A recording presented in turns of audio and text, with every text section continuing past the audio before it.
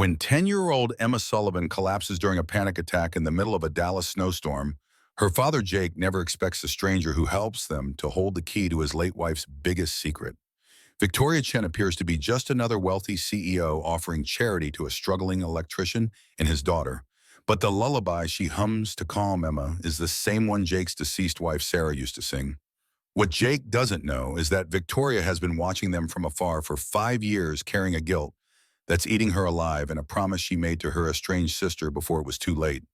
In a city where the winter storms can kill and family secrets run deeper than blood, three broken hearts are about to discover that sometimes the people we need most are the ones we never saw coming. If you believe in the power of hidden family bonds and second chances, please like this video and subscribe to our channel for more heartwarming stories that remind us love can be found in the most unexpected places. She's not just a stranger. A widowed dad discovers shocking truth about his daughter's helper. The space heater died at 2:17 a.m. on the coldest night Dallas had seen in 15 years. Jake Sullivan felt the silence, first the absence of the familiar electric hum that had been keeping his daughter's bedroom barely warm for the past 3 months. He lay in his own bed, listening to the wind howl outside their second-floor apartment, calculating how many hours they had before the temperature inside dropped to dangerous levels, -12 degrees. The weather app on his phone glowed with warnings about burst pipes and power outages. Rolling blackouts were already affecting half the city as the electrical grid strained under unprecedented demand. Emma coughed from her room, a wet, harsh sound that made Jake's stomach clench. She'd been fighting a cold for weeks, but he couldn't afford to take time off work for a doctor's visit. Not when Mrs. Henderson's ancient apartment complex heating system had failed completely, leaving them dependent on a second-hand space heater that had already outlived its warranty by 4 years. Jake slipped out of bed, his bare feet hitting linoleum that felt like ice. He pulled on yesterday's work clothes, thermal underwear, beneath stained coveralls that smelled of electrical wire and industrial cleaner. His tool bag sat by the door, ready for another day of emergency calls that paid just enough to keep them one step ahead of eviction. 5 years. 5 years since Sarah's funeral, since the military chaplain had handed him that folded flag and those empty words about honor and service. 5 years of learning how to braid hair and cook dinner and answer questions about why mommy wasn't coming home. 5 years of Emma growing up too fast, becoming too quiet, watching him with eyes that held worries no 10-year-old should carry. The space heater's cord had finally given up the wire split where Jake had repaired it twice before with electrical tape and stubborn hope. He could fix it, would have to fix it, but it would take hours they didn't have. The hardware store wouldn't open until 8. Emma needed warmth now. He found her awake in bed, buried under every blanket. They owned her breath, visible in the frigid air. Her dark hair, so much like Sarah's, stuck to her forehead with fever sweat despite the cold. "Daddy," her voice came out small and scared. "I can't breathe right." Jake's training kicked in. 5 years of single parenthood had taught him to stay calm when Emma needed him most. He sat on the edge of her bed, pressing the back of his hand to her forehead. "Hot. Too hot. Just a little bug, sweetheart. How about we go somewhere warm while I fix the heater?" Emma sat up slowly, her breathing shallow and rapid. Jake recognized the signs he'd been dreading for weeks, the anxiety attacks that had started after Sarah's death and never quite gone away. Emma tried to hide them, pretending everything was fine when he asked how school went or why she'd been so quiet lately. But Jake saw the way her hands shook during thunderstorms, how she checked the locks on their door 3 times before bed, how she flinched when anyone mentioned the word deployment. "Where can we go?" Emma's question held the weight of a child who understood their limited options. "Mrs. Park is visiting her sister. The library doesn't open until 10. Jake's mind cycled through possibilities. The homeless shelter downtown would take them for the night, but Emma had been traumatized by their one previous visit. Too many strangers, too much chaos, too many reminders of how close they lived to losing everything. His brother lived in Austin, but that was 3 hours away, on roads that were already icing over. Sarah's parents had cut contact after the funeral, unable to forgive Jake for not being the one who died. "The diner on Elm Street," Jake said finally. "They're open 24 hours. We'll get breakfast, and I'll call around for a replacement heater." Emma nodded, already reaching for the clothes she'd laid out the night before. She'd learned to be ready for emergencies, this daughter of his. Learned to pack quickly and ask no questions when Jake announced sudden changes of plan. The adaptability should have made him proud. Instead, it broke his heart. They dressed in layers, everything warm they owned. Jake's winter coat had a broken zipper he'd been meaning to replace for 2 years. Emma's jacket was too small, purchased when she was 8, and stretched now, across shoulders that had grown despite their often empty refrigerator. Outside, the wind cut through their clothes like ice water. Jake's pickup truck started on the third try, a small miracle he chose not to question. The radio crackled with emergency broadcasts, road closures, warming centers, warnings to stay indoors unless absolutely necessary. Emma buckled herself into the passenger seat, small hands already turning blue despite her gloves. "Daddy, are we going to be okay?" The question he'd been dreading, the one he'd been asking himself every night for 5 years. Jake reached across the bench seat and took her hand, warming it between both of his. "We're going to be fine, Em. Your old man's an electrician. Remember, I know how to fix things. Everything except the things that mattered most. Everything except the broken heating system in their building, the debt from Sarah's final deployment, the way Emma sometimes cried in her sleep for a mother who would never answer. The diner's neon sign cast red and blue shadows across empty parking lot. Inside, fluorescent lights buzzed over cracked vinyl booths and coffee-stained linoleum. A waitress with tired eyes and comfortable shoes brought them menus and coffee, decaf for Emma, though she wrinkled her nose at the bitter taste, even with 3 packets of sugar. Jake ordered eggs and toast, more than he'd usually spend, but Emma needed protein and calories to fight whatever was making her breath rattle in her chest. She picked at her pancakes, moving food around her plate in patterns that had nothing to do with hunger.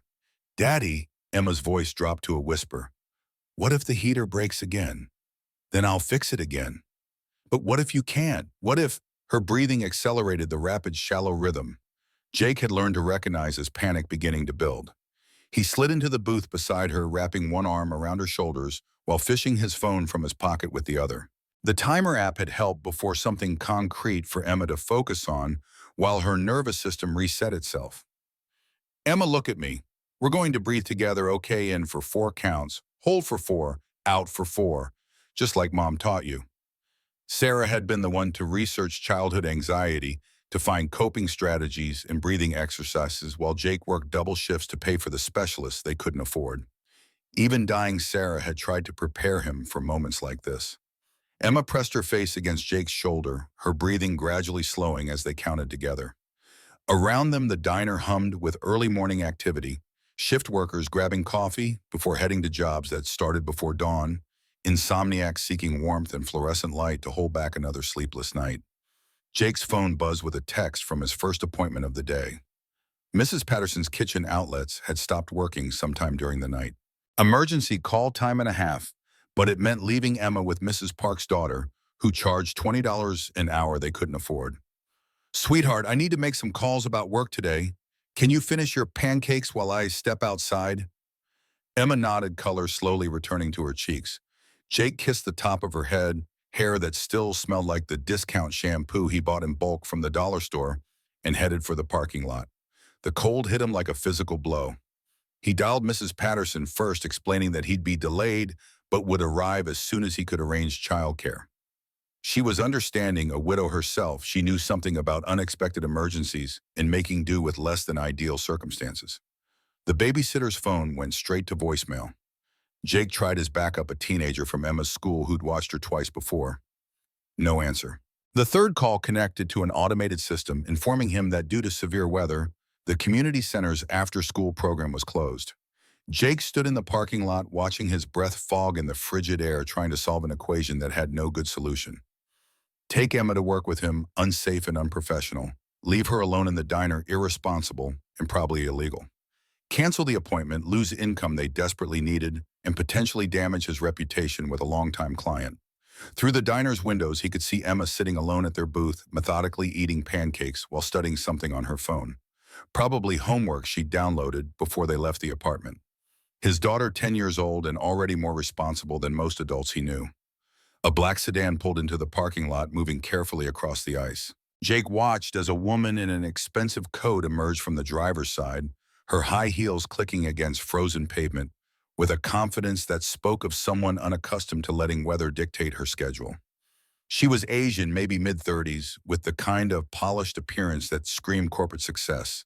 Her coat probably cost more than Jake made in a month. Her purse was leather designer pristine despite the storm. She moved with the purposeful stride of someone who had places to be and people waiting for her. She paused at the diner's entrance, pulling out her phone to answer a call.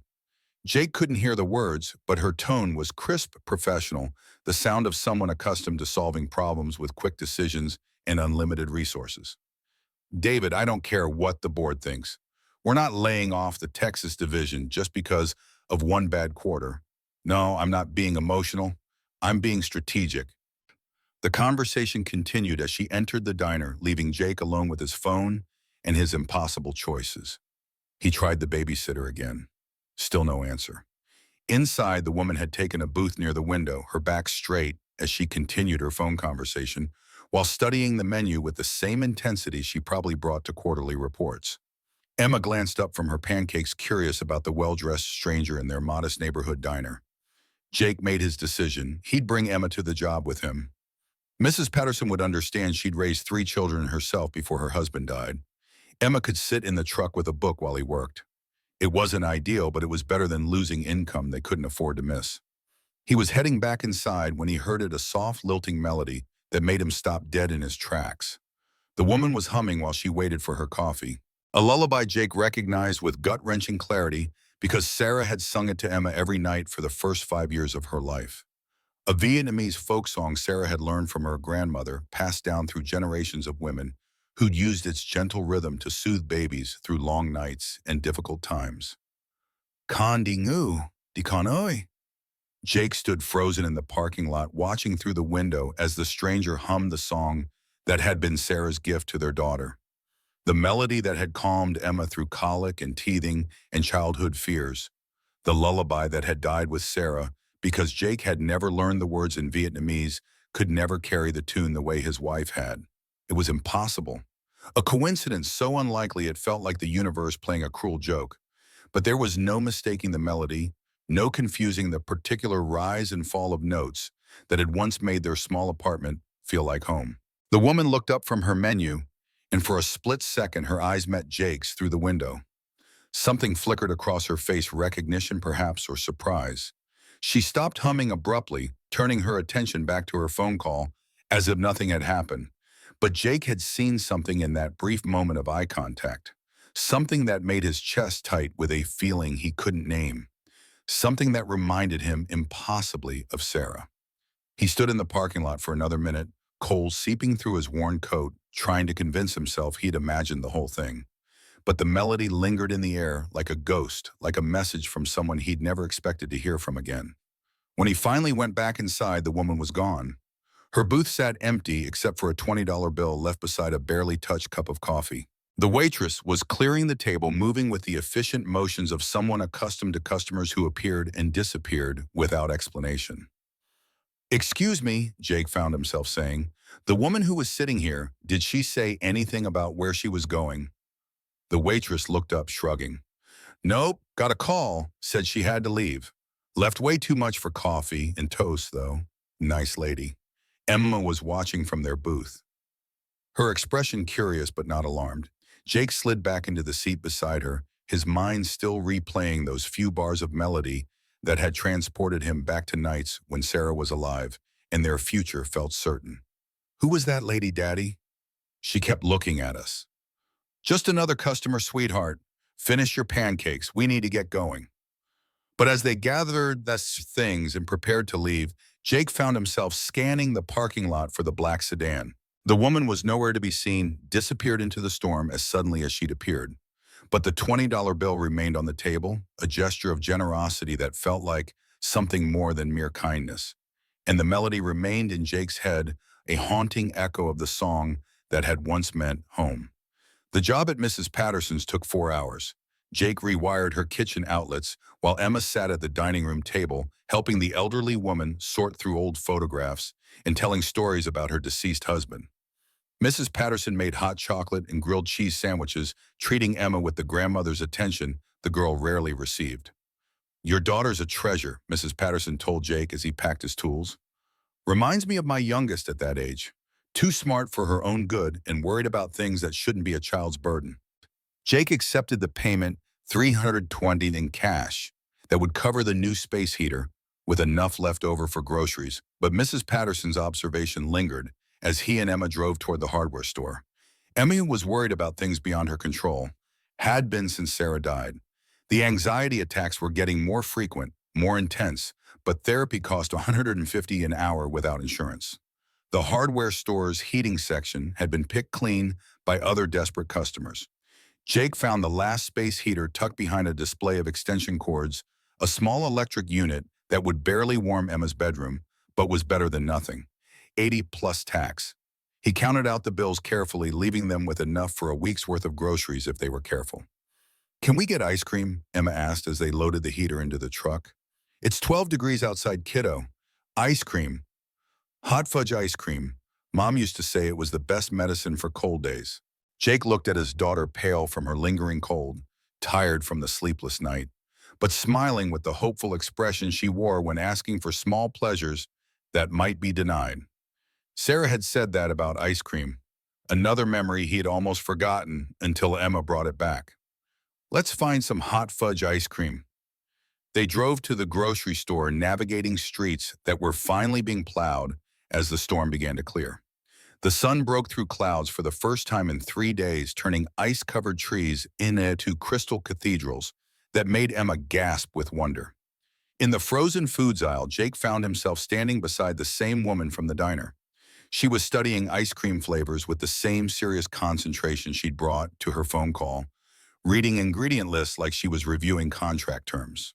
Up close, Jake could see the resemblance that had nagged at him all morning. Something about the shape of her eyes, the way she held her shoulders, that reminded him of Sarah in ways he couldn't articulate. Emma tugged his coat sleeve. "Daddy, that's the lady from the restaurant." The woman looked up at the sound of Emma's voice, and Jake saw recognition flicker across her features again. This time she didn't look away.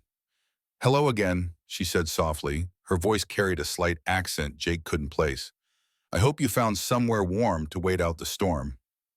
"We managed," Jake replied, unsure why this conversation felt significant. "Thank you for the tip you left at the diner. That was generous." She waved off his thanks with a gesture that suggested money meant little to her. "I could tell you were having a difficult morning. Sometimes we all need a little kindness from strangers." Emma stepped closer, studying the woman with the fearless curiosity of childhood. "What were you singing at the restaurant? It was pretty." Something shifted in the woman's expression, a flicker of pain quickly controlled. "Just an old song. Someone I used to know taught it to me. My mom used to sing to me by me," Emma said, with the matter-of-fact tone she used when mentioning Sarah. "She died when I was little, but I still remember some of her songs." The woman's carefully controlled composure cracked for just a moment. Jake saw her hands clench and release, saw her throat work as she swallowed hard. When she spoke again, her voice was softer, less controlled. She must have had a beautiful voice. She did. Emma's smile was radiant with memory. She sang this Vietnamese song that made me sleepy. I don't remember the words anymore, but I remember how it sounded. The woman went very still. Jake watched her face cycle through emotions he couldn't read. Surprise, recognition, something that looked like grief. She seemed to be weighing whether to speak, measuring some internal calculation that had nothing to do with ice cream or chance meetings in grocery stores. "Kandi ngudi kanoi," she sang softly, the same melody Jake had heard through the diner window. "Why kia jamua?" Emma's eyes went wide with wonder and something deeper, a recognition that seemed to come from someplace beyond conscious memory. "That's it. That's Mom's song." "How do you know Mom's song?" The question hung in the air between them, loaded with implications Jake wasn't ready to consider. The woman looked directly at him for the first time, and he saw something in her eyes that made his chest tight: knowledge, sadness, and what looked like 5 years' worth of carefully contained regret. "What was your mother's name?" she asked Emma, though her eyes remained fixed on Jake. "Sarah. Sarah Sullivan. Before she married Daddy, her name was Sarah Chen." The woman's face went white. She reached for the freezer handle to steady herself, and Jake saw her hand trembling. When she spoke again, her voice was barely above a whisper. "Sarah Chen Sullivan. green eyes scar on her left hand from a childhood accident, sang Vietnamese lullabies she learned from our grandmother. Jake felt the world tilt sideways. How could you possibly know that? The woman straightened, gathering herself with visible effort. When she looked at him again, her expression held a mixture of pain and resolution that reminded him viscerally of Sarah in the moments before she'd made difficult decisions. Because Sarah Chen Sullivan was my sister, and I've been looking for you and Emma for 5 years. The grocery store's fluorescent lights hummed overhead. Shoppers moved past them with carts and purpose, oblivious to the moment that was rewriting Jake's understanding of everything he thought he knew about his late wife's family. Emma stood between them, looking back and forth with the confusion of a child trying to process information that didn't fit her previous understanding of the world. That's impossible, Jake said finally. Sarah's family. They cut off contact after she enlisted. They didn't approve of her marrying a soldier. They didn't come to the wedding or the funeral. Sarah said they were dead to her. They are dead, the woman replied. Our parents died in a car accident 8 years ago, but I'm not them. I'm Victoria Chen, and I've spent 5 years trying to find the courage to contact you. Emma's voice was small, uncertain. Daddy, does this mean I have an aunt? Jake looked down at his daughter, then back at the woman who claimed to be Sarah's sister. Victoria Chen. The name meant nothing to him. Sarah had rarely spoken of her family beyond the bitter generalities about their disapproval and disappointment, but the resemblance was unmistakable now that he knew to look for it. The shape of her eyes, the stubborn set of her jaw, the way she held herself when delivering difficult truths. Why now? Jake's question came out harder than he'd intended. Why here? This can't be a coincidence. Victoria glanced around the busy aisle, seeming to realize they were having this conversation in the frozen food section of a grocery store, while Emma stood between them, processing information that would reshape her understanding of family. You're right, it's not a coincidence. I've known where you lived for 2 years. I've driven by your building, seen Emma at the bus stop, watched you both from a distance. I know how that sounds. It sounds like stalking. Jake's protective instincts flared, pulling Emma slightly behind him. If you've been watching us for 2 years, why didn't you introduce yourself? Why the games? Because I was a coward. Victoria's honesty was brutal, unflinching. Because I was terrified you'd reject me the way my parents rejected Sarah. Because I didn't know how to explain that I let my sister die thinking her family had abandoned her. Emma stepped out from behind Jake, her 10-year-old logic cutting through adult complications with startling clarity. But you're here now. That means you're not a coward anymore, right? Victoria looked down at Emma with an expression Jake recognized, the same mixture of wonder and fierce protectiveness that Sarah had worn when she looked at their daughter. I hope not, sweetheart. I hope I'm finally brave enough, Emma, to do what I should have done years ago. Jake's phone buzzed with another emergency call. Someone's heating system had failed. Water pipes were freezing. Disaster was imminent unless he could respond immediately. The practical concerns of his life intruded on this surreal moment, reminding him that regardless of family revelations and impossible coincidences, he still had bills to pay and a daughter to support. I have to take this, he said, stepping away to answer the call while keeping Emma in sight. The job would pay $400 if he could get there within the hour. A burst pipe in an upscale apartment complex, water damage, escalating by the minute. Jake calculated drive time, considered the deteriorating weather conditions, weighed the financial necessity against the cosmic impossibility of the woman standing 10 feet away, claiming to be Emma's aunt. When he finished the call, Victoria was crouched down to Emma's eye level, speaking in low tones about something that had Emma nodding seriously. I have to go, Jake announced. Work emergency. Of course, Victoria stood, pulling a business card from her expensive purse. My number. When you are ready to talk, really talk, please call me. I owe you explanations. I owe you both more than I can possibly express. Jake took the card without looking at it. Emma, we need to go. But Emma was studying Victoria with the intense focus she usually reserved for homework or particularly complicated jigsaw puzzles. Aunt Victoria, do you know any more of Mom's songs? The title Aunt Victoria landed like a physical blow. Emma had claimed this stranger as family with the immediate acceptance of a child who'd spent 5 years with only one parent who'd longed for extended family without ever admitting it. I know all of them, Victoria said softly. Our grandmother taught them to both of us when we were little. Maybe, maybe someday I could teach them to you." Emma's smile was radiant. "I'd like that." Jake felt something crack in his chest, not breaking exactly, but shifting in ways that would require recalibration of everything he thought he understood about their life. He guided Emma toward the checkout lanes, Victoria's business card burning in his pocket like a small fire. In the parking lot, Emma buckled her seatbelt with unusual care before turning to study Jake's profile. "Daddy, why didn't you tell me I had an aunt?" "Because I didn't know," Jake replied honestly. "Your mom never talked about having a sister." "But she's real. Aunt Victoria is real, and she knows Mom's songs, and she has Mom's eyes." Jake started the truck, letting it warm while he processed the morning's revelations. Sarah's family had been a closed subject throughout their marriage, a source of pain she'd rarely discussed, beyond the basic facts of their disapproval and estrangement. He'd respected her privacy, hadn't pushed for details about people who'd hurt her. Now that privacy felt like a gap in his understanding of the woman he'd loved. "Emma, we need to be careful here. Just because someone claims to be family doesn't mean—" "She is, though." Our Emma's certainty was absolute. "I can tell. She looks like the pictures Mom had hidden in her jewelry box. The ones she thought I didn't know about." Jake's hands tightened on the steering wheel. "What pictures?" "From when Mom was little. There was a girl in them who looked like Mom but younger. Mom never said who she was, but when I asked, Mom got really sad. I thought maybe it was Mom's imaginary friend or something." Another piece of information Jake hadn't known. Another secret Sarah had kept not out of malice, but out of pain too complicated for a child to understand. How many other truths had died with his wife? How many connections had been severed by pride and stubbornness and the kind of family wounds that festered in silence? "What do you think, Daddy? Do you think we should call her?" Jake looked at his daughter, Sarah's daughter, Victoria's niece, and saw the hope she was trying not to show too clearly. Emma had grown up with Jake's brother visiting twice a year and no other family.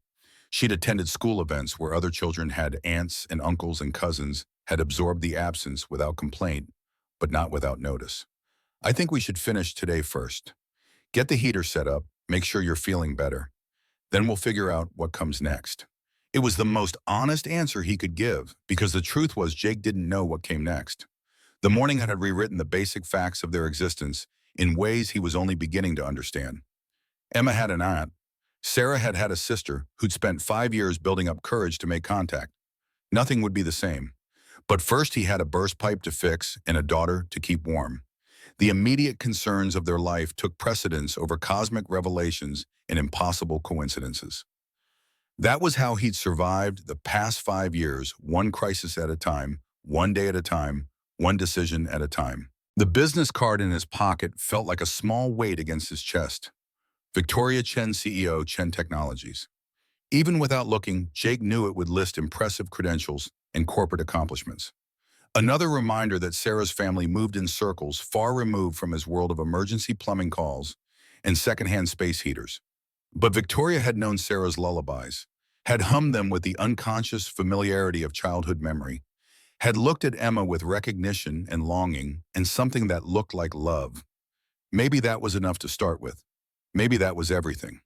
3 days later, Victoria Chen sat in her car outside Emma's elementary school, watching children stream through doors toward waiting parents and buses. She'd driven here without conscious decision, following a routine she'd developed over the past 2 years of watching Jake and Emma from a distance. Emma emerged with a group of friends, her laughter visible in the cloud of breath that formed in the still frigid air. She wore the same too-small jacket Victoria had noticed at the grocery store, but she'd added a bright red scarf that looked hand-knitted. Victoria wondered if Jake had made it himself, learning to knit the way he'd probably learned to braid hair and pack school lunches through necessity and YouTube tutorials. Emma spotted her father's pickup truck and waved goodbye to her friends, with the easy confidence of a child who knew someone was waiting for her. Victoria watched Jake emerge from the driver's side, moving stiffly, like someone whose back ached from crawling under houses and into cramped electrical panels.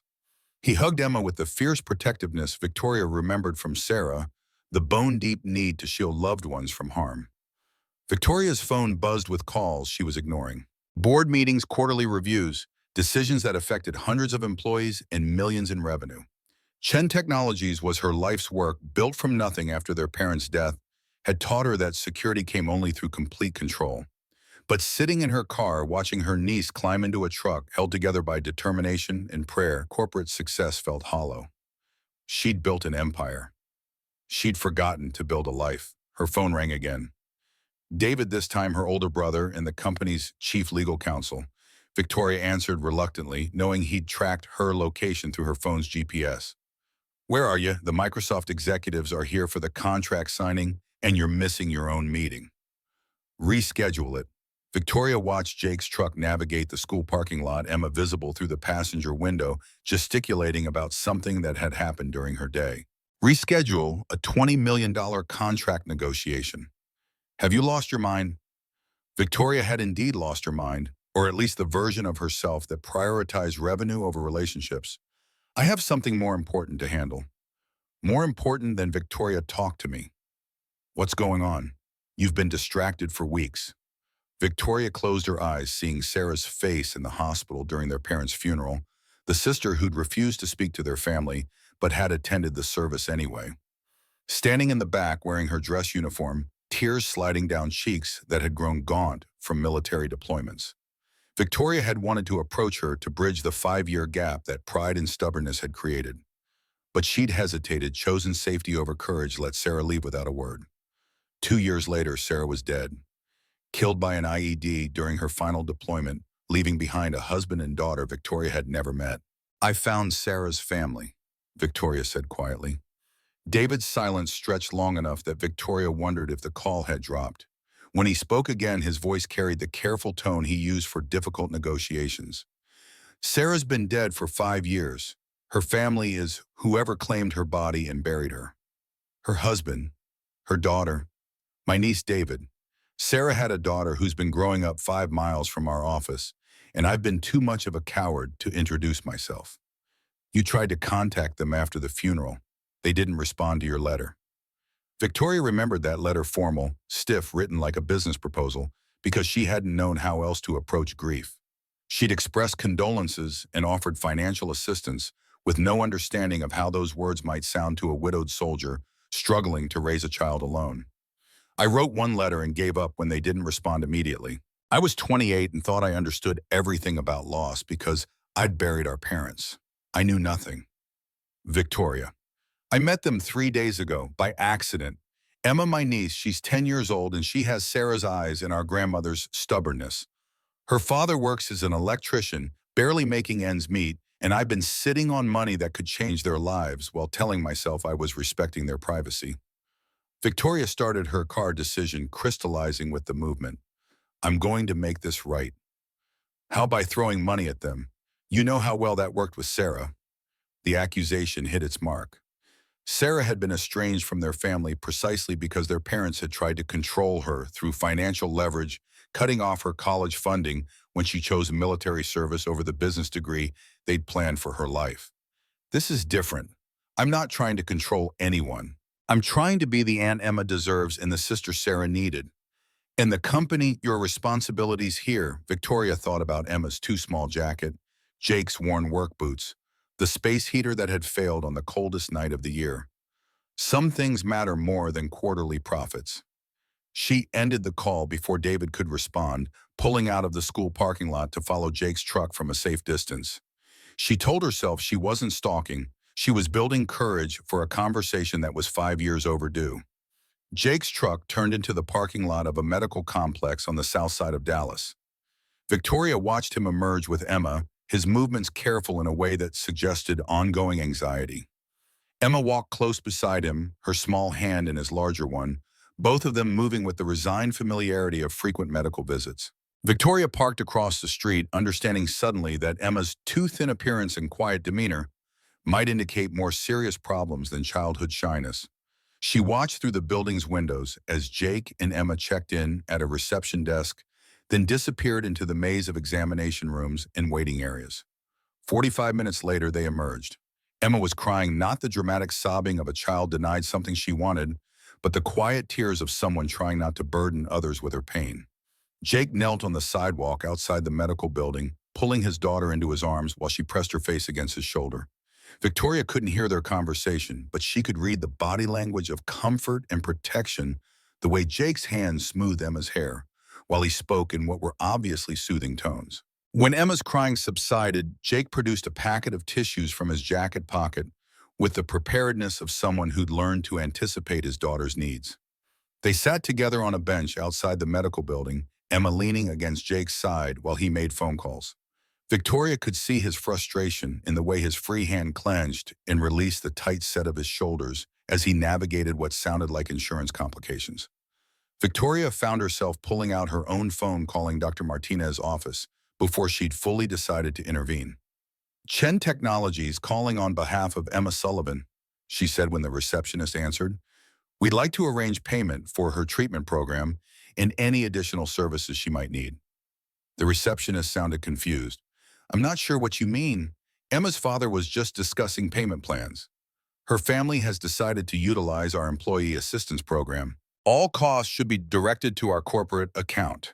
We'll handle insurance coordination directly. It was a lie told smoothly enough to sound plausible. Victoria gave them Chen Technologies billing information, authorized treatment for anxiety, and anything else Dr. Martinez recommended, then hung up before anyone could ask uncomfortable questions about her relationship to the Sullivan family. Across the street, Jake's phone rang. Victoria watched his confusion transform into shock as he spoke to the medical office, then into something that looked like anger. He stood abruptly, guiding Emma toward their truck with movements that radiated tension. Victoria's own phone buzzed with a text message from a number she didn't recognize. We need to talk. Now. Jake Sullivan.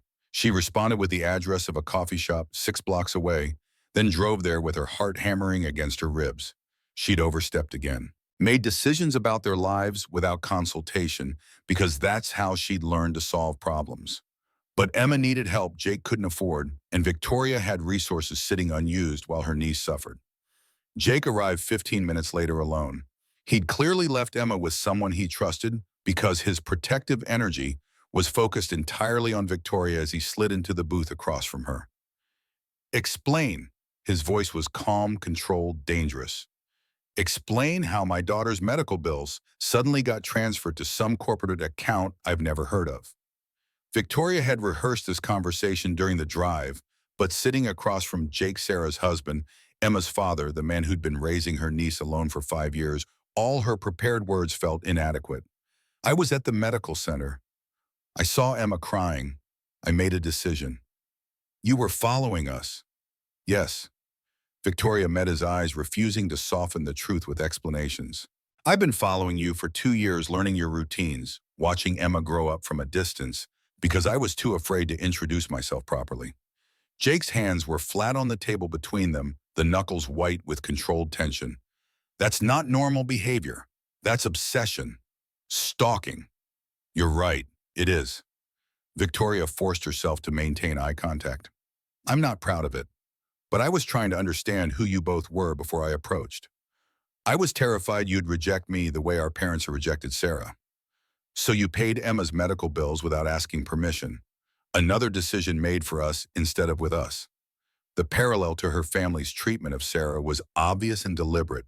Jake was showing Victoria exactly how her financial intervention looked from his perspective, another wealthy relative trying to control their lives through money.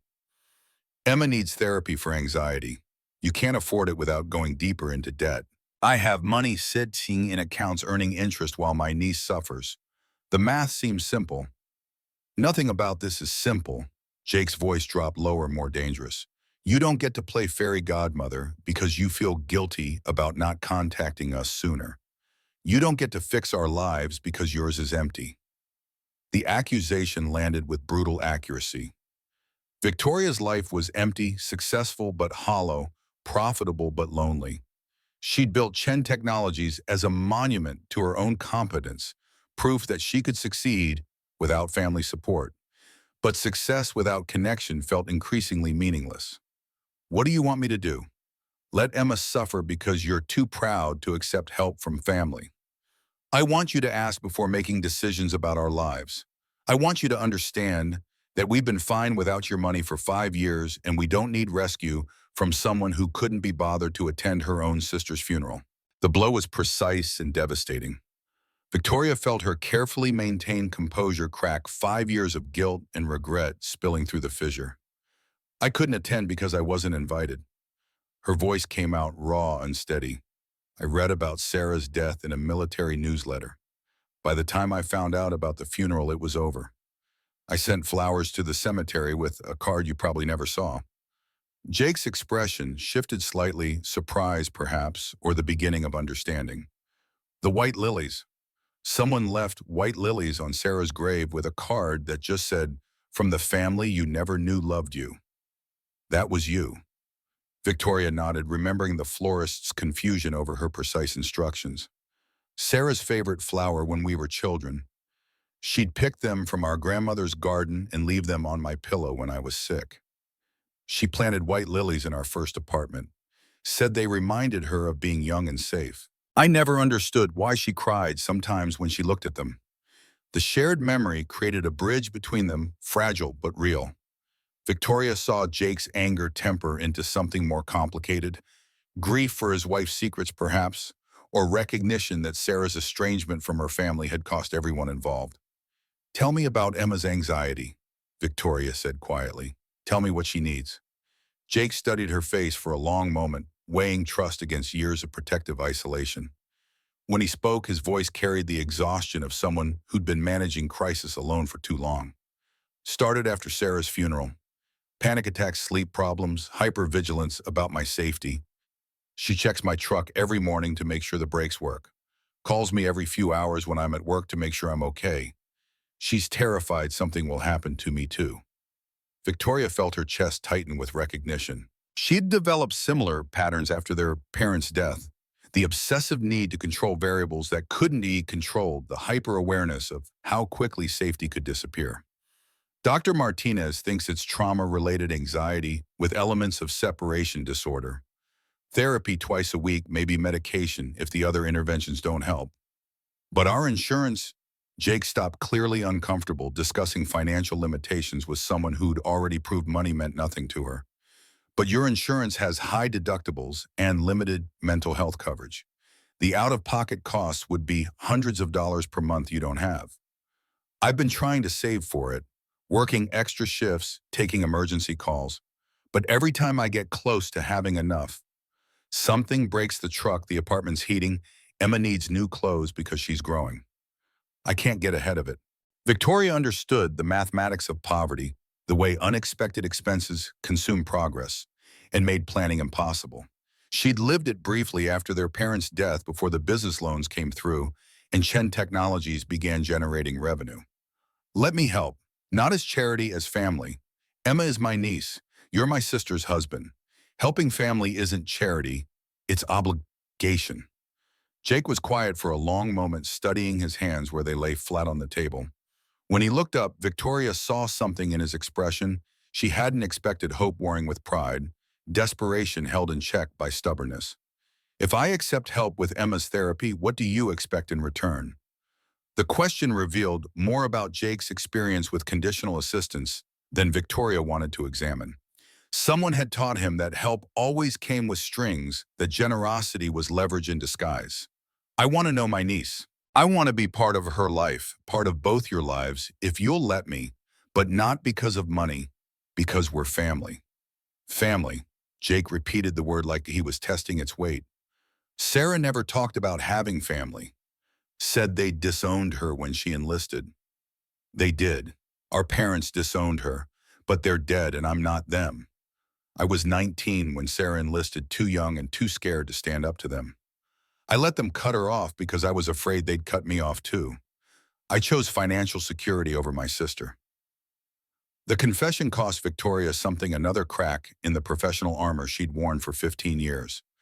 But sitting across from Jake, seeing the exhaustion in his eyes and knowing Emma was struggling with problems that money could solve, pretense felt like luxury she couldn't afford. Why now? Why not 4 years ago, or 3 or 2? Because I was a coward. Because I didn't know how to bridge a gap that wide. Because I told myself you were fine without me. That Emma was better off not knowing about our family's failures. Because I was building a company and telling myself work was more important than connection. Victoria paused, gathering courage for the admission that felt most vulnerable. Because I was terrified you'd both reject me, and I'd lose the last connection to Sarah I had left. Jake was quiet for several minutes, processing admissions that recontextualized 5 years of assumptions about Sarah's family. Victoria watched his expression cycle through emotions she couldn't read, anger softening into something more complicated, judgment tempered by understanding. Emma asks about Sarah's family sometimes. Whether she has grandparents or aunts or cousins, I always told her no, that it was just us. That seemed kinder than explaining that Sarah's family had cut her off. She has me. She has David, my brother, her uncle, though he's not particularly good with children. She has a family she's never known existed. A family that includes a billionaire CEO and a corporate lawyer. Emma and I live in a two-bedroom apartment where the heat doesn't work properly. We eat at diners because it's cheaper than cooking at home sometimes. We shop for clothes at thrift stores. We exist in a completely different world than yours. Victoria understood the concern, the same class consciousness that had made Sarah defensive about her choice to marry a soldier, rather than the business executive their parents had preferred. But watching Emma laugh with her friends outside the school, seeing her comfort Jake through his own anxiety about her medical care, Victoria had seen strength that had nothing to do with financial resources. Emma is remarkable. She's kind, intelligent, resilient. She's everything Sarah was at that age, plus some things that are uniquely hers. You've raised an extraordinary child under circumstances that would have broken less determined parents. She is extraordinary. Jake's voice softened with pride and love. But she's also 10 years old and struggling with anxiety that's interfering with her ability to enjoy childhood. She needs help I can't provide alone. Then let me provide it. Let me be the aunt she deserves and the family member Sarah needed us to be. Victoria pulled out her phone, opening the contact information for Dr. Martinez's office. I'm going to call them back and arrange for Emma to start therapy immediately. I'm going to set up a college fund in her name. I'm going to make sure you both have health insurance that actually covers what you need. Jake's expression shifted back toward wariness. That's too much. We can't accept, you can't accept it as charity, but you can accept it as inheritance. Sarah should have received her share of our parents' estate when they died. She didn't because of their vindictiveness and my cowardice. Consider this her inheritance passed on to the family she built. It was true in spirit, if not in legal fact. Sarah should have inherited millions when their parents died. Their will had been rewritten to exclude her specifically because of their disapproval of her life choices. Victoria had inherited everything and used it to build Chen Technologies, never considering that Sarah's share should have gone to Jake and Emma. How much inheritance are we talking about? Victoria named a figure that made Jake's face go white. Enough to pay off his debts, buy a house, send Emma to college, provide security for both their futures. Enough to change their lives completely. That's not inheritance. That's life-changing money. Jake stopped, clearly struggling to process the magnitude of what Victoria was offering. That's what Sarah deserved, what you both deserve, what Emma deserves. Victoria leaned forward, urgent now. I've been sitting on wealth I didn't earn while my sister's family lived paycheck to paycheck. That's not just wrong, it's unconscionable. Jake was quiet for a long time, studying Victoria with the same intense focus Emma had brought to their first meeting. When he finally spoke, his voice carried a weight of decision that felt permanent. If we do this, if we accept help from you, it has to be real. Not just money changing hands, but actual family. Emma gets attached easily, and she's already started thinking of you as Aunt Victoria. If you're going to be in her life, you have to stay in her life. The commitment Victoria had been hoping for wrapped in a challenge that revealed Jake's deepest fears. He was protecting Emma from the possibility of abandonment, making sure Victoria understood the emotional costs of financial generosity. I want to stay. I want to be the aunt Emma needs and the family member you both deserve. But I don't know how to do family. I've spent 15 years avoiding it. I'll need patience while I learn. Jake's smile was small but genuine. Emma's an excellent teacher. She's been training me in family dynamics since she was born. Victoria felt something settle in her chest, not relief exactly, but the beginning of possibility. She pulled out her phone and called Dr. Martinez's office again, this time with Jake listening to ensure transparency in her arrangements. This is Victoria Chen. I called earlier about Emma Sullivan's treatment. I'd like to expand the scope of care to include family therapy sessions and any additional support Dr. Martinez recommends. Yes, unlimited budget for her care. No, I'll handle all insurance coordination directly. She hung up and turned to Jake. Family therapy. For all of us, because we're going to need help learning how to be family to each other. Jake nodded slowly. Emma will be excited. She's wanted extended family her entire life. And Sarah, he paused, voice catching slightly. Sarah would have wanted this. She would have wanted Emma to know her aunt. Outside the coffee shop, snow began falling again. Not the aggressive storm of 3 days earlier, but gentle flakes that caught the afternoon light like promises of better weather ahead. Victoria watched through the window, thinking about Emma at whatever after-school program Jake had arranged, probably helping younger children with homework, or organizing art supplies with the same unconscious kindness she'd shown in the grocery store. Can I see her tonight? Properly this time with your permission instead of from across parking lots. Jake checked his phone for the time. She gets out of aftercare at 6. We usually grab dinner somewhere cheap, then head home for homework and bedtime routine. You're welcome to join us, but fair warning, Emma will ask approximately 100 questions about Sarah and want to hear every story you remember. I have approximately 100 stories to tell her. More, actually. Sarah and I were close before our parents' interference, before she enlisted and everything got complicated. I remember birthdays and Christmases and summer vacations, school plays and soccer games, and the time she tried to dye her hair purple with food coloring. Jake laughed, the first genuine laugh Victoria had heard from him. She never told me about the purple hair. It was magenta, actually, and it lasted 3 weeks because she was too embarrassed to tell our parents what she'd done. She wore hats everywhere until it grew out. The story opened a door to other stories. Memories that had been locked away with grief but were emerging now, dust-covered but intact. Victoria realized she'd been hoarding pieces of Sarah for years, keeping them safe from examination, because touching them hurt too much.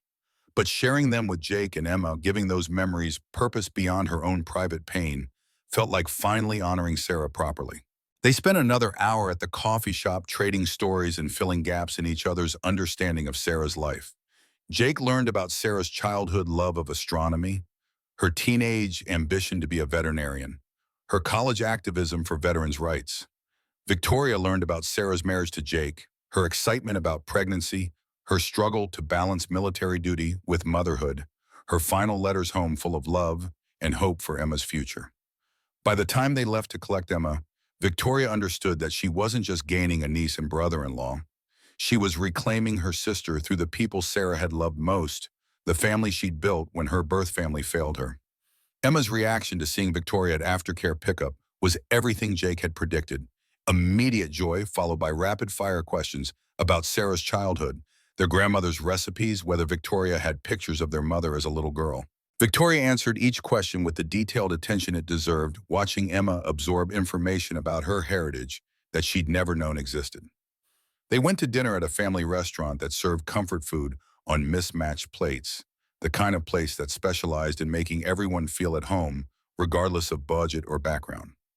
Emma sat between Victoria and Jake, chattering about her day while methodically organizing her French fries by size. Aunt Victoria, did you know my mom was a soldier? I did. She was very brave, just like you are. Daddy says I'm brave because I don't cry when I get shots. But I do cry sometimes when I miss Mom.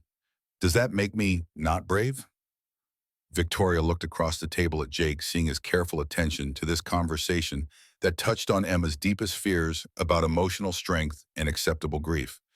Crying because you miss someone you love is the bravest thing anyone can do. It means you're honoring their memory with your feelings. Emma considered this seriously. Do you cry when you miss Mom? Sometimes. Usually when I remember happy times we shared when we were young. Missing her means I loved her, and love is always worth crying about. Emma nodded with satisfaction, having received validation for emotions she'd been uncertain about. She returned to organizing her French fries, but Victoria noticed her shoulders had relaxed slightly, as if some internal tension had released. After dinner, they went to Jake's apartment so Emma could show Victoria her room and her collections of books and stuffed animals. Victoria was struck by how much personality Emma had packed into a small space artwork covering every inch of wall space, books organized by author, and Series A desk area set up with the efficiency of someone who took homework seriously. "This is where I do my homework," Emma explained, pointing to a child-sized desk with perfect organization. "And this is where I keep Mom's letters." She showed Victoria a wooden box, Sarah's jewelry box from childhood. Victoria realized with a start. Their grandmother had given it to Sarah for her 10th birthday, inlaid with mother of pearl in a pattern of flowers and vines. "Dad says Mom wrote me letters for when I'm older. One for each birthday until I'm 18, and one for my wedding day if I want to get married. I'm not allowed to read them until the right time, but sometimes I hold the box and try to feel if Mom's love is still inside them." Victoria's chest tightened with grief and gratitude. Sarah had left pieces of herself for Emma to discover over the years, ensuring her daughter would have maternal guidance even without her physical presence. The thoughtfulness of it, the heartbreaking hope that love could transcend death through written words, made Victoria understand something new about her sister's character. "Can I tell you something about your mom when she was your age?" Victoria sat on Emma's bed, gesturing for her to sit beside her. "She had the same jewelry box, and she used to write letters to our grandmother who lived far away. She'd spend hours crafting the perfect words because she wanted Grandma to feel loved, even from a distance." Emma's eyes went wide. "Really, Mom wrote letters when she was little, too. All the time. She said words were powerful, that you could put feelings into them and send them to people who needed to know they mattered.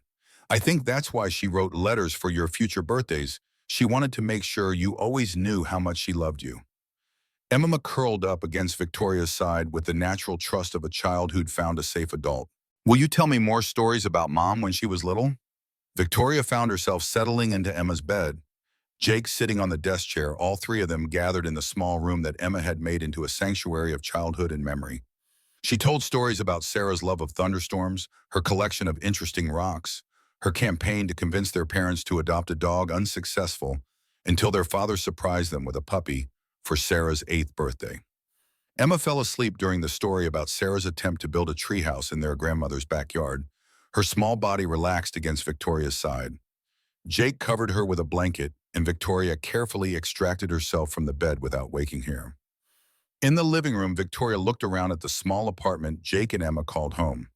It was clean, organized, filled with evidence of a life lived with intention despite limited resources. Photos of Sarah covered one wall, their wedding, Emma's birth, family vacations to state parks and local attractions. Sarah smiling at a hospital bed, holding newborn Emma with exhausted joy. Sarah in military uniform, looking serious and determined. Sarah laughing at something off camera, while Emma, maybe 3 years old, hugged her legs. "You've kept her alive for Emma," Victoria said quietly.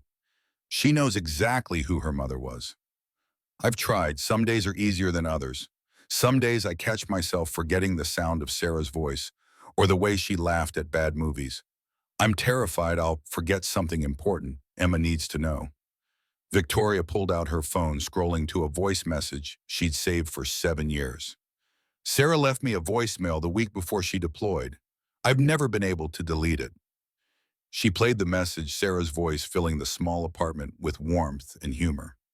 "Vic, it's me. I know we haven't talked in forever, and I know Mom and Dad wouldn't approve of me calling you, but I wanted you to know I love you. I wanted you to know that if something happens to me over there, I need you to check on Jake and Emma.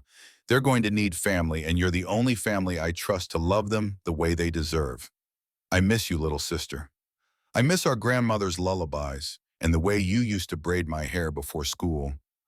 I hope someday we can be sisters again."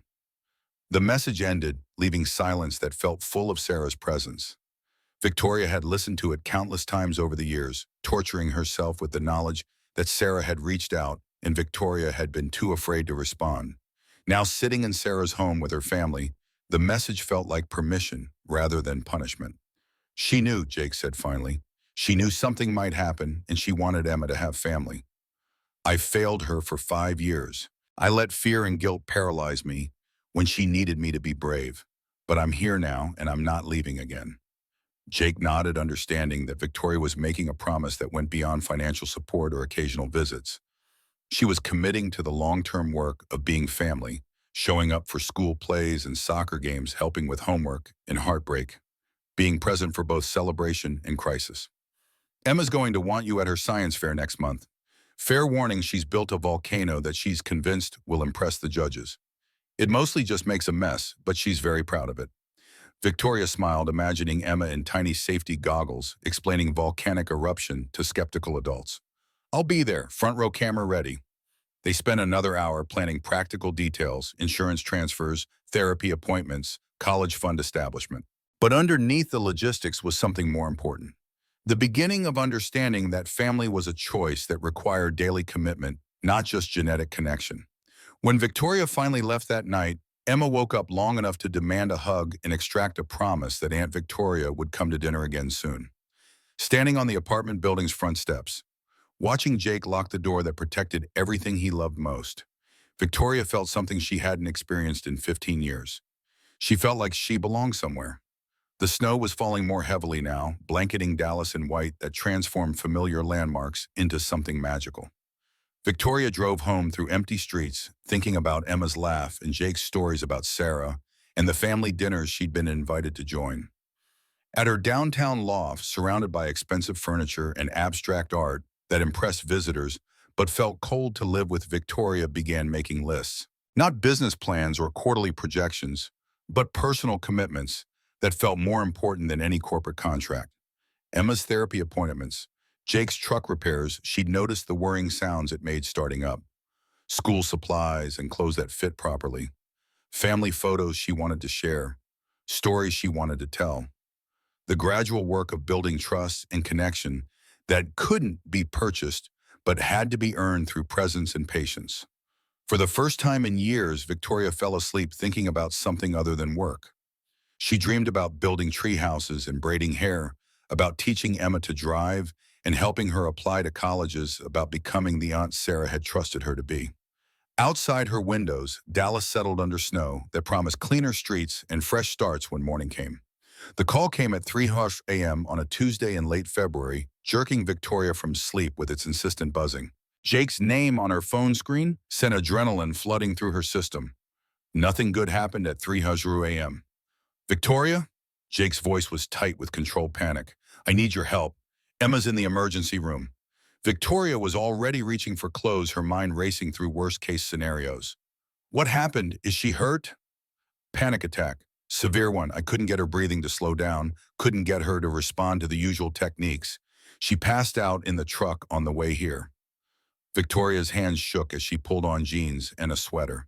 In the 3 weeks since that first dinner at Jake's apartment, she'd become a regular part of Emma's life, attending therapy sessions, helping with homework, learning to braid hair, with the same determined focus she brought to corporate acquisitions. She'd watched Emma's anxiety improve with professional treatment and family stability.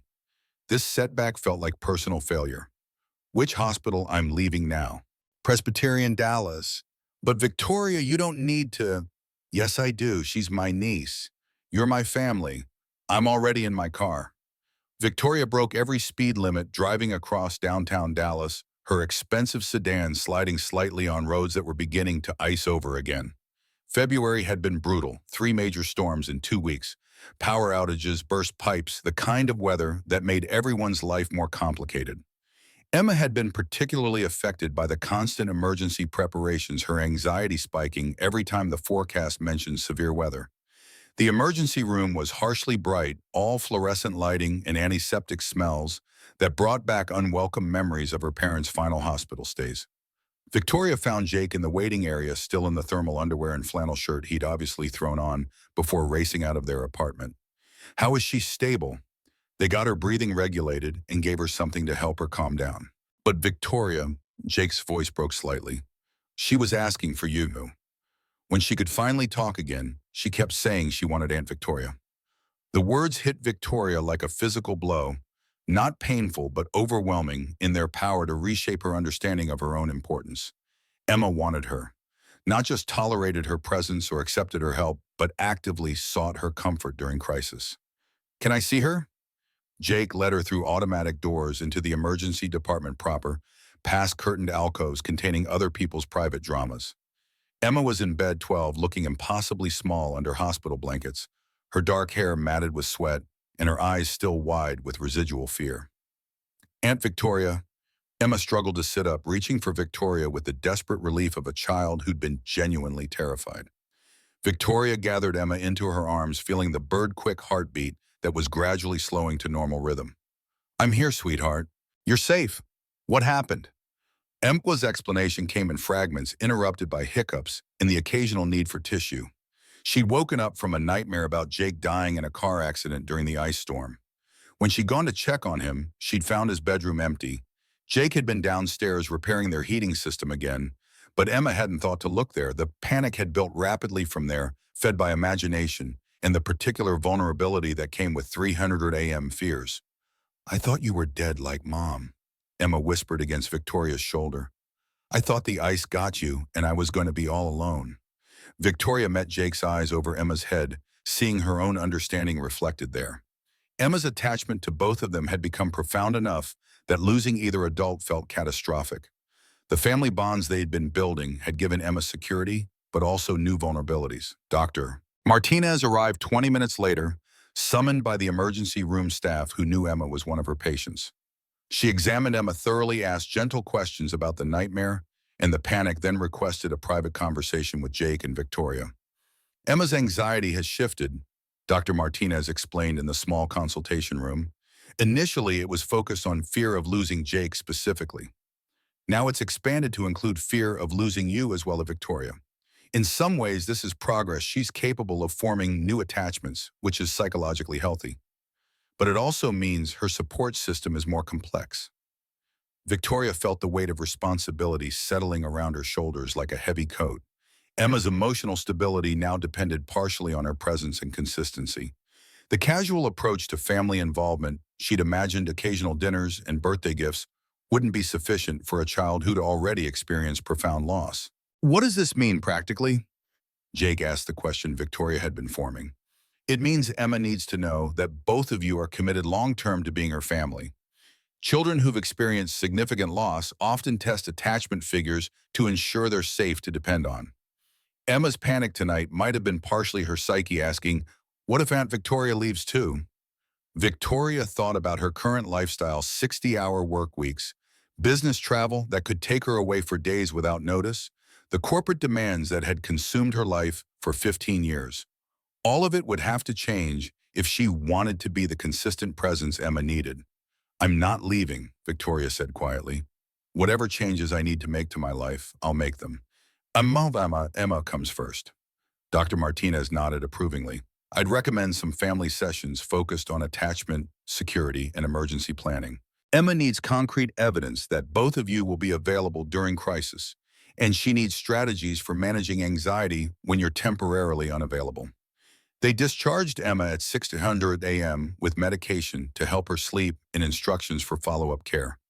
The roads had worsened during their hospital stay, black ice covering everything, making driving treacherous for even experienced winter drivers. Jake's truck struggled on the slick pavement, and Victoria found herself following closely behind in her sedan, both of them moving carefully through the pre-dawn darkness. At Jake's apartment building, Victoria helped carry Emma upstairs, while Jake dealt with parking and gathering the medical paperwork they'd accumulated. Emma was exhausted but still clinging to Victoria's hand, unwilling to let go of physical connection with the adult who'd answered her call for help. "Can Aunt Victoria stay?" Emma asked as Jake prepared to tuck her back into bed. "Just until I fall asleep." Victoria looked at Jake, seeking permission for the extended childcare role she was still learning to navigate. He nodded, relief evident in his expression. He needed sleep himself after the crisis, and Emma would rest better with Victoria nearby.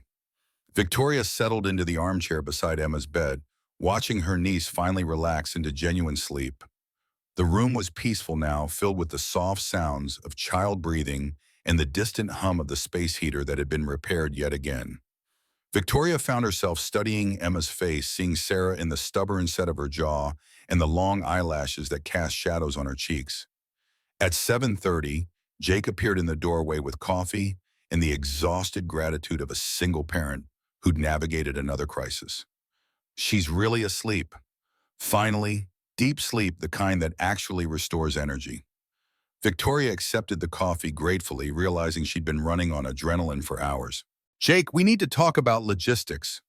What kind of logistics? Victoria had been thinking during her vigil beside Emma's bed, calculating the changes that would be necessary to become the consistent family member Emma needed. Dr. Martinez is right about Emma needing security in her attachments.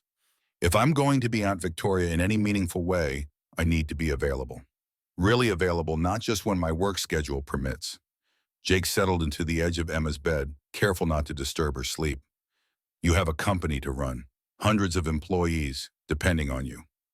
I have a brother who's been asking for more operational control for years. David can run Chen Technologies' day-to-day operations. I can step back to strategic oversight and board responsibilities work that can be done remotely and on flexible schedules. It was a decision Victoria had been considering for months, even before finding Jake and Emma. The corporate success that had once felt essential now seemed hollow compared to the satisfaction of helping Emma with homework or listening to Jake's stories about his day. Building a company had been about proving her own competence. Building a family was about something deeper. That's a massive life change.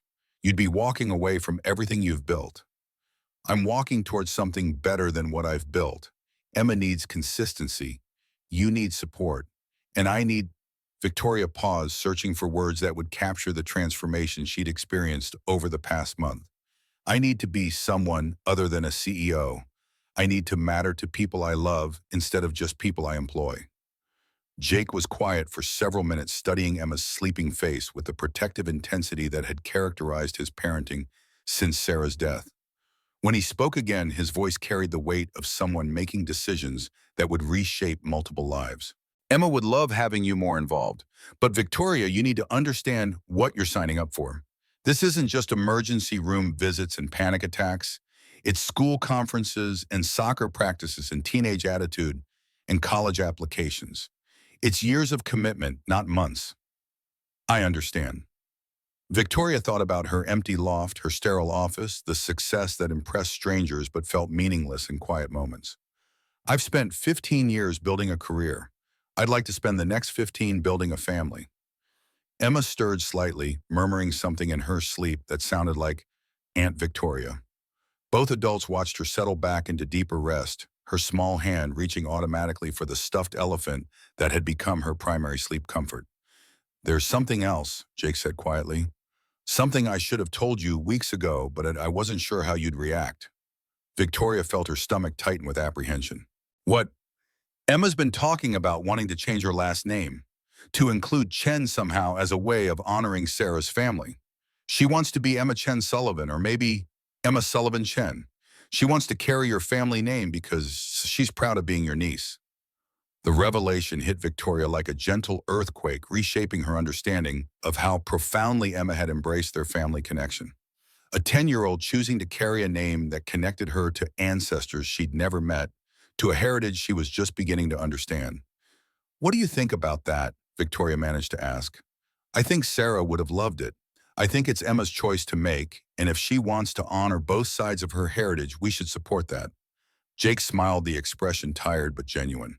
I think it means she feels secure enough in our family to claim all the pieces of who she is. Victoria felt tears threaten for the first time since receiving Jake's emergency call. Emma wanted to carry the Chen name, not just accept Victoria's presence in her life, but actively claim connection to the family that had failed Sarah so completely. I'd be honored. Sarah would have been honored. They spent the rest of the morning making practical plans for Victoria's career transition and increased family involvement. She would move closer to their neighborhood, find an apartment within walking distance of Emma's school. She would establish regular schedules for family dinners and homework help. She would be available for emergencies and everyday needs alike. When Emma woke at noon, she found both adults still there, planning a future that included all three of them in central roles. Her delight at discovering Victoria hadn't left was immediate and unguarded, the joy of a child who'd tested love and found it solid. Are you staying for lunch? Can we make grilled cheese? Can you help me with my science project? Victoria answered yes to all of Emma's questions, settling into the domestic routines that were becoming the foundation of their family life. They made grilled cheese sandwiches with the careful attention of people who understood that ordinary moments mattered most. Emma chattered about her upcoming science fair while Victoria braided her hair, Jake adding commentary from the kitchen where he was cleaning up their cooking mess. It felt like the family dinners Victoria remembered from childhood before their parents' expectations had created distance between her and Sarah. But it also felt entirely new chosen family rather than obligated connection, love built through daily presence rather than genetic inheritance. The storm returned that evening, bringing wind and ice that knocked out power to half the city. Jake's apartment building lost electricity at 8:00 p.m., just as Emma was settling down for homework time. The familiar sound of the heating system shutting off triggered immediate anxiety. Emma's breathing quickened, her hands began shaking, and Victoria could see panic beginning to build. "Emma, look at me." Victoria knelt beside her niece using the grounding techniques Dr. Martinez had taught them. "We're going to get through this together, all three of us, as a family." But this time, Emma's panic didn't escalate into full crisis. Instead, she looked around at Jake lighting candles and Victoria organizing blankets and seemed to recognize that she wasn't facing the storm alone. Her breathing slowed gradually and she managed a wobbly smile. "We should make a fort," Emma announced, "like the one you helped me build at your apartment, Aunt Victoria, but bigger so Daddy can fit too." They spent the evening building an elaborate blanket fort in Jake's living room, anchored to furniture and reinforced with every spare pillow in the apartment. Victoria used her phone's flashlight to read Emma's library books aloud, while Jake prepared thermoses of hot chocolate on his gas-powered camping stove. When the power was still out at Emma's bedtime, they all settled into the blanket fort together, Emma between Victoria and Jake, warm and secure despite the storm raging outside their windows. Victoria found herself humming Sarah's lullaby songs she'd learned from their grandmother decades ago and was now passing on to the next generation. "Aunt Victoria," Emma's voice was sleepy but content. "Will you still love me if I have bad dreams again? I'll love you through every nightmare and every good dream too. That's what family does." Emma nodded against Victoria's shoulder, satisfied with this promise of unconditional love. Within minutes, she was asleep, her breathing steady and peaceful, despite the wind howling outside. Jake dozed, fitfully exhausted from the morning's crisis and the physical demands of his work. Victoria stayed awake, listening to the storm and thinking about the family she'd found by accident and was choosing to keep by intention. Sarah's voice seemed to whisper through the wind, not supernatural presence, but memory given substance by love and loss. "Take care of them," Sarah seemed to say. "Love them the way I couldn't stay to love them." Victoria closed her eyes and made promises to the sister she'd lost and the family she'd found. Promises about presence and patience, about showing up for both celebration and crisis, about being the aunt Emma deserved and the family member Jake needed. The power returned at 3:00 a.m., announced by the sudden hum of appliances and the click of lights they'd left switched on. Emma stirred but didn't wake, secure in the warmth of family love that no storm could disturb. Victoria extracted herself carefully from the blanket fort and stood in Jake's living room looking around at the evidence of their improvised family evening. Candle wax on mismatched plates, empty hot chocolate thermoses, the comfortable case of people who'd weathered difficulty together. On the refrigerator, Emma had posted the family photo Victoria had given her the week before, Sarah and Victoria as children, arms around each other's shoulders, grinning at whoever had held the camera. Beside it was a newer photo Jake had taken at Emma's Image Science Fair, all three of them beaming with pride at Emma's volcano project that had indeed made a spectacular mess. Victoria studied both photos, past and present loss and recovery, the family that had been broken, and the family that was being built from honest love and daily commitment. Sarah's smile in the childhood photo seemed to bless this new configuration of love, this second chance at getting family right. When Victoria finally left Jake's apartment that morning, promising to return for dinner and homework help, she drove through Dallas streets that were beginning to clear. The storm had passed, leaving behind cleaner air and the promise of spring that lurked beneath February's harsh exterior. She drove past her old office building, past the corporate life that had defined her for 15 years, toward the apartment she'd rented in Emma's neighborhood. A modest place by her previous standards, but perfect for an aunt who wanted to be available for school pickup and emergency babysitting. At home, Victoria opened her laptop and began drafting the memo that would announce her transition to emeritus status at Chen Technologies. David would be named CEO, with Victoria retaining board chair responsibilities and strategic oversight. The company she'd built from grief and determination would continue thriving, but it would no longer consume her life. Instead, Victoria would focus on being present for Emma's childhood, supporting Jake's work as a single father, and honoring Sarah's memory by loving the family her sister had created.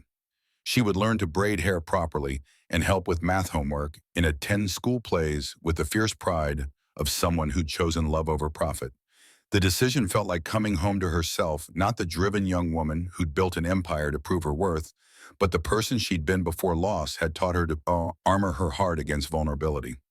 Victoria closed her laptop and began planning Emma's birthday party, which was still 2 weeks away, but already occupying significant space in her thoughts.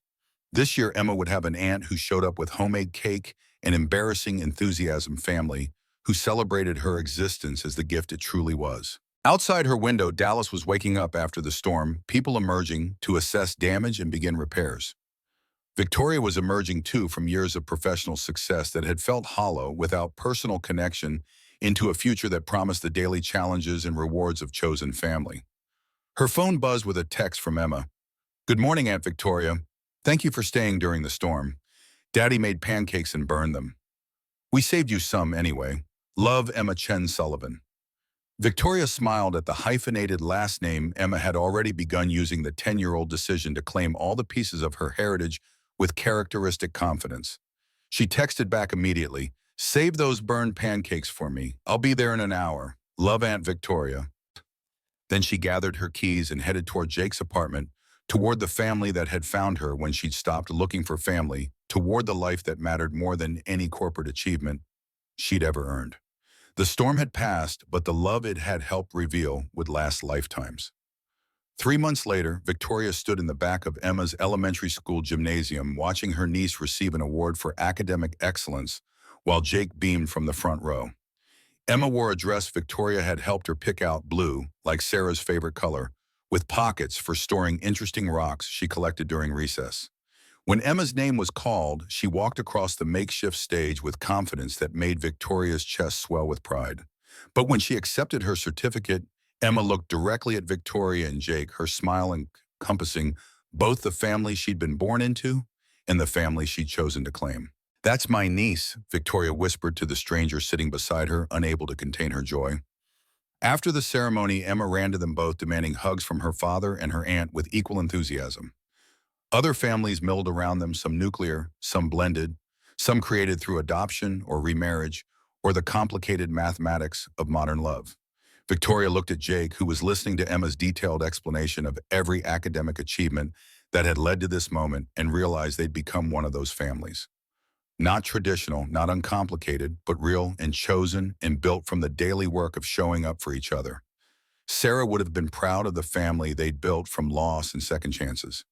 Victoria was learning to be proud of it too, not for any external recognition, but for the simple miracle of love that had survived abandonment and fear, and the particular challenges of grief.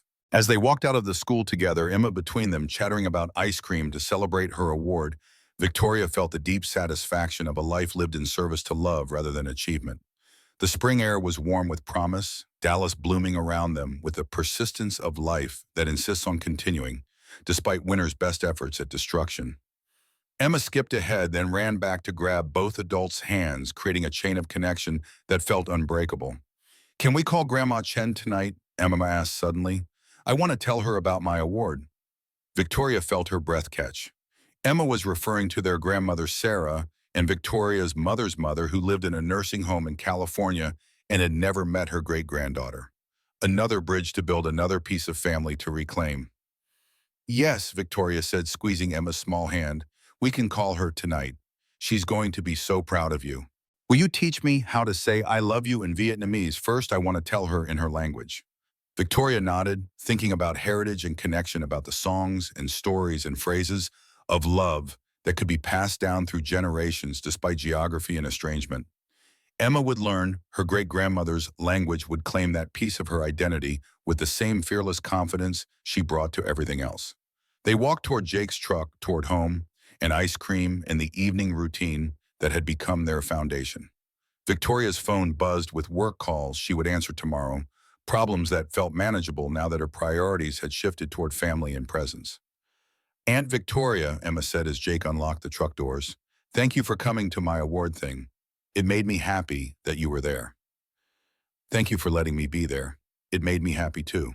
Emma nodded seriously as if this exchange of gratitude was important business that needed proper acknowledgement. Then she climbed into the truck and immediately began planning their ice cream order with the detailed attention she brought to all projects that mattered to her. Victoria settled into the passenger seat, Jake started the engine, and they drove toward the ice cream shop where Emma would order too many flavors and Jake would pretend to disapprove while sneaking bites when she wasn't looking. It was ordinary and perfect, this family they'd built from broken pieces and stubborn love. Victoria had spent years believing that success meant building something impressive that strangers would admire. Now she understood that the most important things were often invisible to outsiders, the daily work of loving children and supporting partners and honoring memory through present action. Sarah's daughter was thriving. Sarah's husband was no longer alone. Sarah's sister had finally learned how to be family. The sun was setting over Dallas, painting the sky in colors that promised clear weather ahead. Victoria closed her eyes and listened to Emma's chatter and Jake's gentle teasing and the sound of family filling the space where loneliness had lived for too many years. This was home, not the expensive loft or the corporate office, but this truck and these people, and the love they'd chosen to build it together despite every reason to remain guarded and separate. Victoria smiled and opened her eyes to watch the city pass by the windows, thinking about evening phone calls to elderly relatives and homework help and the science project Emma was already planning for next semester. Thinking about the future they were building one ordinary day at a time, one small act of love after another. The storm had passed, the family remained, and that was everything. Thank you for joining us on this emotional journey with Jake, Emma, and Victoria. Their story reminds us that family isn't just about blood, it's about the people who choose to show up for us, especially during life's most difficult storms. If this story touched your heart, please like this video and subscribe to our channel for more heartwarming tales about love loss and the beautiful ways people find each other when they need it most. Share this story with someone who believes in second chance and the healing power of chosen family. What did you think of Victoria's transformation from corporate CEO to devoted aunt? How did Emma's courage in claiming her heritage inspire you? Let us know in the comments below. We love hearing how these stories connect with your own experiences of family and love. Until next time, remember, sometimes the people we're meant to love are waiting just around the corner in grocery store aisles and coffee shops, ready to change our lives if we're brave enough to let them. Much love, the Struggling Stories team.